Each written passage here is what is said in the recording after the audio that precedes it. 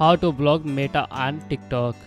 If you want to block media related content like Facebook, Instagram, WhatsApp on your TikTok, follow this simple guide on your device. First of all, you need to block Meta related content on TikTok. So open your TikTok application and make sure that you are logged in with your specific account. Now once you find any content that is related to Meta, OK, tap and hold the post and then tap on not interested, that is between report and see video option. Once you do that, another things you can do is you can go to their profile and then click on the three horizontal lines in the top right corner, click on settings and privacy. Go to privacy, scroll all the way down and click on sense, contact and Facebook friend, and make sure that these pictures are toggle. All again go to settings and privacy.